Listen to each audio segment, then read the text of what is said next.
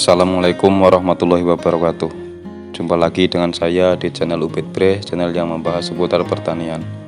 Mungkin bagi kalian semua, khususnya petani cabai, pasti tidak asing dengan istilah yang namanya keriting daun. Ya, dimana kondisi tanaman kita itu pertumbuhan daunnya tidak normal, daunnya mengecil dan mengkerut seperti itu. Pada dasarnya, keriting daun itu disebabkan oleh kutu-kutuan yang menyerang dan menghisap jaringan pada daun tanaman kita. Dan apabila dibiarkan, maka tanaman kita pertumbuhannya akan menjadi terhambat ya. Atau lebih parahnya, kita bisa mengalami gagal panen karena kondisi tanaman kita menjadi kerdil. Namun bagi kalian yang sekarang sedang mengalami tanaman cabainya terserang keriting daun, kalian nggak perlu risau, nggak perlu bingung, nggak perlu bimbang, karena kondisi keriting daun bisa kembali normal selama kita menggunakan obat atau pestisida yang tepat, di mana tepat sasaran dan tepat cara aplikasinya. Pada video kali ini akan dijelaskan obat atau pestisida yang saya gunakan untuk mengatasi keriting daun. Sebelum saya menunjukkan pestisida yang saya gunakan untuk mengatasi hal tersebut, saya akan mereview sedikit di mana kondisi tanaman cabai saya sekarang berusia 72 hari setelah tanam. Pada usia segitu, tanaman cabai itu mulai menampakkan buah-buahnya yang mulai kelihatan banyak. Namun dibalik itu semua, dibalik buah cabai kita yang lebat itu ada trik-trik khusus atau kiat-kiat khusus yang saya gunakan agar tanaman cabai kita bisa berbuah maksimal. Di antaranya kita memberikan pupuk atau booster buah. Pemberian pupuk atau booster buah bisa dilakukan dengan cara kocor ataupun semprot, dan lebih bagus lagi jika dilakukan dengan keduanya. Dan pada kesempatan kali ini saya juga akan mengasih tahu amunisi yang saya gunakan untuk melebatkan buah cabai.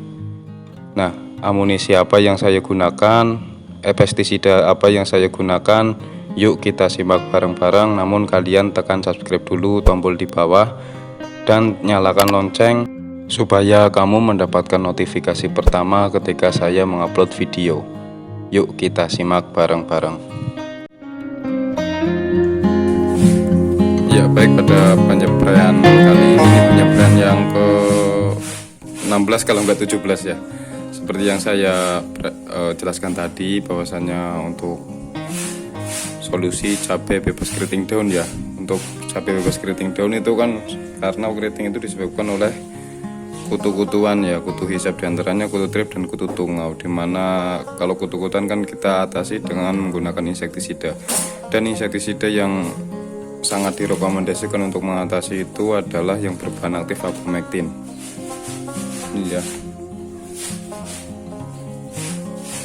ini yang berbahan aktif abamectin itu dengan merek dagang bebas ya, bisa menggunakan Abasel, Demolis ataupun Agrimax ya, tergantung selera Anda. Kalau saya menyarankan sih lebih bagusan yang kualitasnya sudah bagus tapi harga terjangkau itu Demolis ya. Nah, untuk insektisida ini dikhususkan untuk mengatasi kutu trip ya. Kutu tungau juga sebenarnya juga bisa, namun kalau saya itu untuk mengatasi kutu trip ya. Dan kutu trip dan kutu tungau itu adalah sumber dari awal mula gejala keriting daun ya. Itu karena daunnya dihisap oleh kutu-kutuan tersebut.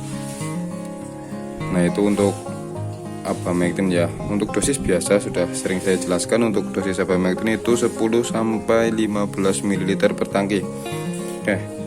Nah, sekarang untuk nutrisi ya, biar cabainya itu berbuah maksimal. Untuk nutrisinya saya menggunakan MKP. Ini adalah MKP ya, produk dari Paktani. Cuman ini sudah saya repack ya menggunakan toples supaya gampang untuk mengambilnya. Nah, untuk MKP ini kenapa saya menganjurkan MKP? Karena MKP di dalam kandungannya itu hanya tertera ada fosfat dan kalium, di mana fosfat dan kalium itu adalah nutrisi untuk akar, bunga, dan buah. Untuk nitrogennya nggak ada ya. Jadi karena sekarang musim hujan, nitrogen itu sudah disediakan oleh air hujan ya. Nah, untuk MKP ini kan fosfatnya lebih tinggi, kalau nggak salah kandungannya 50 sekian persen dan 30 sekian persen untuk kaliumnya. Nah, fosfat itu untuk merangsang perkembangan bunga ya, merangsang pertumbuhan bunga, dan kaliumnya itu untuk memperbesar buah agar menjadi lebih maksimal. Nah, untuk dosis dari MKP tersebut ini MKP Pak Tani ya. Kalau kalian masih bingung bisa kalian cari di toko-toko pertanian ya, bilang saja MKP pasti ketemu. Ini untuk dosisnya 4 sendok makan per tangki.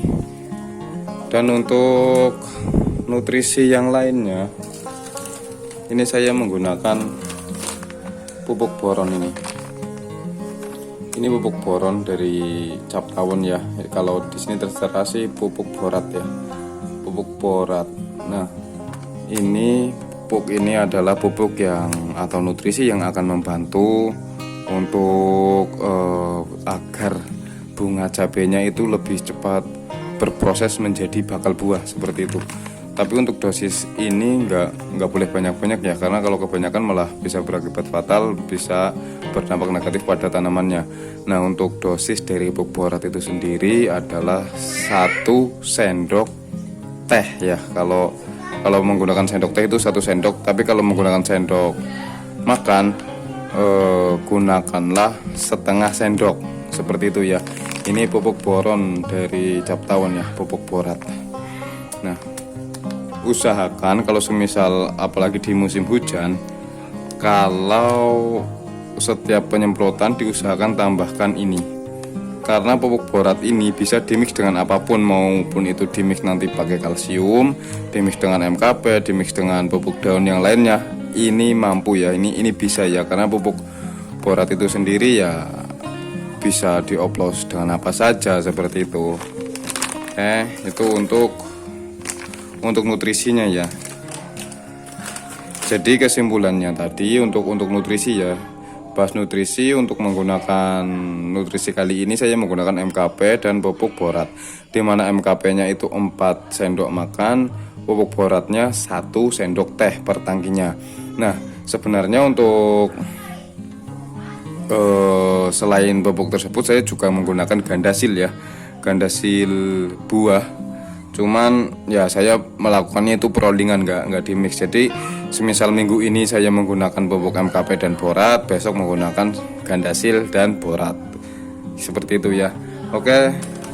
Dan jangan lupa, karena sekarang musim hujan ya, jangan sampai ketinggalan ini klorotalonil atau fungisida ya, fungisida kontak. Merek dagangnya itu Sagrinil dengan pengaktif klorotalonil 77%. Di sini tertera ya, fungisida berbentuk tepung hijau yang dapat disuspensikan untuk mengendalikan penyakit seperti busuk daun, bercak daun, busuk buah, busuk batang, dan busuk akar. Jelas banget tertera ya, bahwasanya fungisida ini mampu mengatasi segala penyakit yang disebabkan oleh jamur. Sebenarnya itu bukan mengatasi sih, kalau saya pribadi ini lebih bagus untuk pencegahan ya.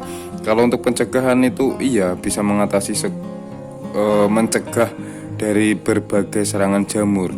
Itu kalau untuk pencegahan. Namun kalau untuk mengobati, fungisida ini kurang mampu, karena fungisida ini cenderung ke pencegahan ya. Dan untuk fungisida seperti biasa kita gunakan 3 sendok makan. Tapi sebenarnya dosis musim hujan lebih bagus 3 sendok makan ya. Tapi karena ini mau habis ya, paling nanti saya menggunakan 2 sendok makan biar cukup untuk 2 tangki. Karena penyemprotan kali ini saya menghabiskan 2 tangki. Oke. Saya akan melakukan pengoplosan dulu. Mungkin penjelasannya cukup sampai sini saja. Sampai jumpa di video selanjutnya. Assalamualaikum warahmatullahi wabarakatuh.